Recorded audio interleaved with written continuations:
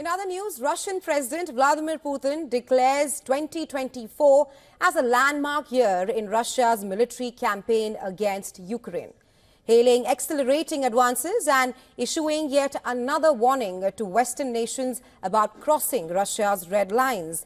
Our next story takes a look at how, with Russia intensifying its offensive on the battlefield, the war takes a grim turn, raising questions about the future of Western support for Ukraine. Take a look.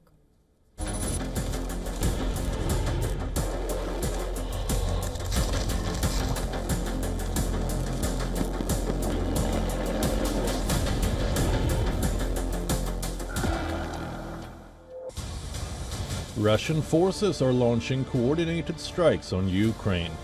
Russian missiles and drones are targeting deeper targets. Glide bombs launched from Russian fighter jets are demolishing the already fragile Ukrainian front lines. On the ground, Russian forces are marching ahead, forcing Ukrainians to retreat.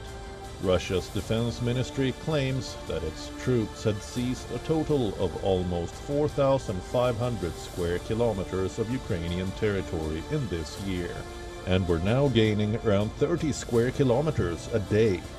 On the Eastern Front, in the Donbas regions, things look grim for Ukraine. In a display of military confidence, Russian President Vladimir Putin declares 2024 a watershed moment in Moscow's relentless offensive against Ukraine.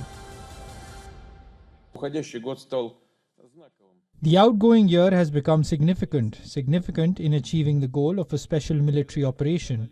With the professionalism and courage of our soldiers, the heroic work of employees of defense enterprises and the truly nationwide support for the Army and Navy, Russian troops firmly hold a strategic initiative along the front lines. Only during this year, 189 settlements have been liberated. I would like to warmly thank our heroes. The Russian president, addressing top military generals in an end-of-year meeting, accuses Western nations of pushing Russia to its red lines, a thinly veiled threat of escalation.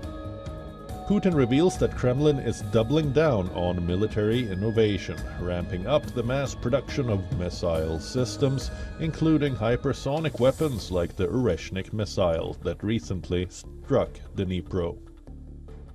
The technological edge is stark. Putin hints that Russian forces are now deploying AI-powered systems, signaling a new era of warfare that goes beyond traditional battlefield tactics. Russia's latest airstrike, the largest in nearly 3 months, further demonstrates its strategy.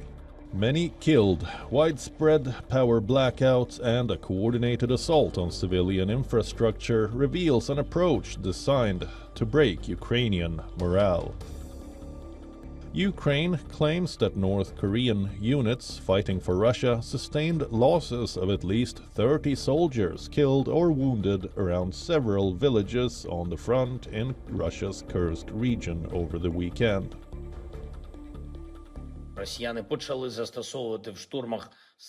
Russians have begun to use soldiers from North Korea in assaults, a noticeable number of them. The Russians include them in combined units and use them in operations in the Kursk region. So far only there, but we have information that they may be used in other parts of the front line.